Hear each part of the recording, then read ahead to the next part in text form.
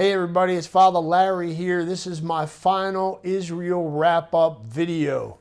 So I made a list of some things, some details that maybe some folks will find interesting. I don't know.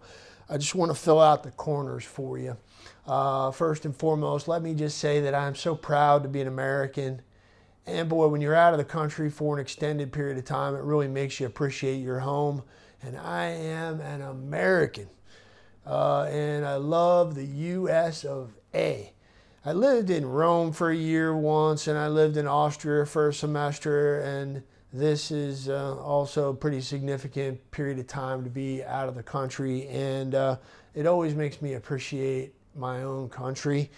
So I had to say that, and then I wanted to talk about the driving over here. Some people might wonder what it's like. It's definitely different. It's people are very bold and assertive, so you have to be bold and assertive. Basically, might is right. Whoever gets their nose in there first has the right of way. So people will pull out in front of you, and you're expected to do the same. And you think, oh my gosh, they're going to be mad at me. You look over, they're nonchalant. It's like a cultural thing. I didn't see people angry in their cars, and yet people are cutting each other off and doing all this kind of crazy stuff. I remember driving in Rome was very, very similar. When I used to live over there, I enjoy the challenge of driving in these places. And I've been in endurance races and wheel-to-wheel, door-to-door racing, 14-hour endurance races with 100 cars, just total insanity. Once you've done that, you're not intimidated by all this stuff. There's a lot of circles too, which I really found that I liked. Circles instead of lights at intersections, they're big on that over here, and it seems like it makes the traffic flow so much better. People are on their horn all the time, and they ride your bumper. And my car was so slow, I had to wind that thing out to $5,000 to get any power out of that thing. It was so underpowered, it was really a liability. It's really a safety asset if your car has a little bit of horsepower. In certain driving situations, you need to get on it, and I just didn't feel safe with that thing at times. But I got by with my little Dasha. Fears. I want to talk about my fears. They never were realized. I had these worries in the back of my mind that I'm sure a lot of you shared, who were worried about me over here by myself, alone in this country, and not knowing the languages.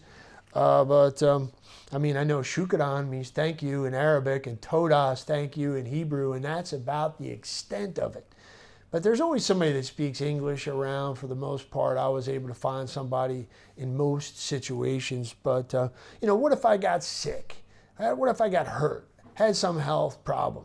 What if I got in a car accident, or my car broke down, or I got lost, or I got into some kind of trouble, some kind of safety situation, or who knows what over here? Basically, none of those fears were realized, and everything worked out okay. I don't want to set myself up here. I want to make sure I get to the airport tomorrow okay. But so far so good. Nothing bad has happened, except I got a parking ticket in Jerusalem that was like, I got gouged for like $75. That was really irritating, but I couldn't read the dang parking sign, so I don't know. But anyway, was I ever scared? Yes. I will share with you some moments that I wrote down here that scared me. First of all, a lizard was on my car.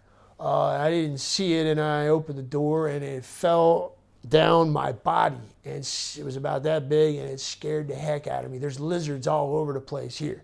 Biggest one I saw was in the Judean wilderness, booked across in front of my car. But there's all sorts of lizards. They're so entertaining to watch, all their little mannerisms. And sometimes you'll think you'll see an insect scurrying across the floor inside a building, and it's a little, tiny little lizard.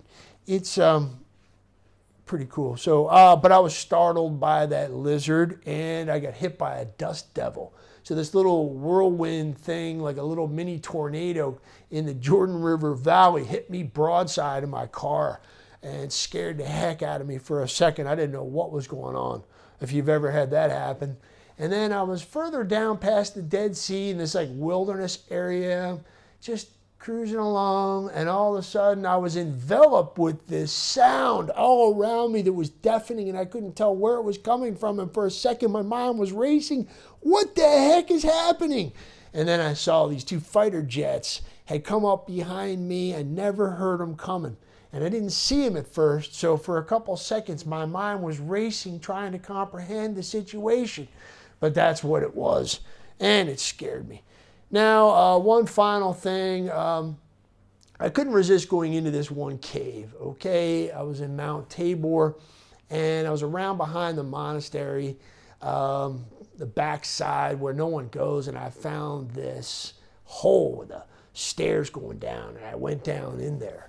And I went into this room, and it started to get dark, and there were flies all over the place. I made it past the flies. Got into the second chamber with my stupid little smartphone flashlight, and suddenly I was in this cloud of gnats. Made it past the gnats, and then I heard a noise shine over, and there's a dang snake going along the wall, and it slid into this hole.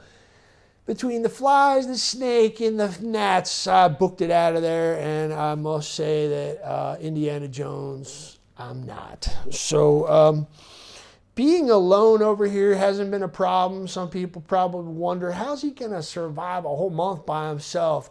I love solitude. I've been celibate for 20-some years. I've been a parish priest for 15 years. I'm really made for this because I love people.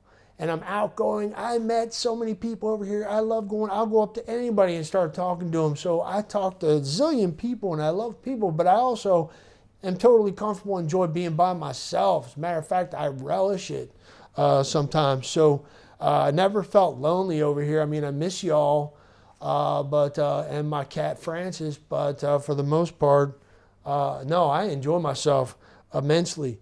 Once I walked up the Appalachian Trail for 4.5 months, all the way back in 1990 when I was only 21 years old. So a month in Israel by myself was not a big deal for me at all.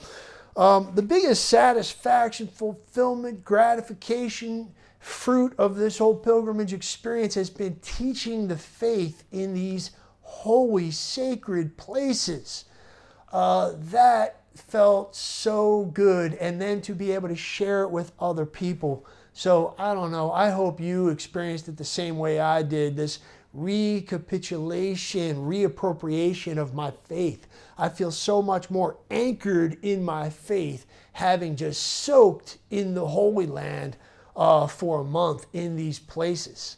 The number one place for me that impacted me the most of all the places I went, I have to say, is the Garden of Gethsemane. That is such a powerful meditation for me. It's kind of this primordial garden where the new Adam goes into the garden and confronts the evil one, the ancient serpent, and overcomes him and does what none of us could do. So to just be with our Lord in the garden, I took a picture of the Garden of Gethsemane from up above that I'm going to frame and hang on my wall. I really love the Garden of Gethsemane. For me, that's the crux, that's the crucible of salvation history. That's all I have on my list. So anyway, I'm flying out tomorrow morning. Thanks for following along with my pilgrimage. And one final time from Israel, I will just say, God bless you.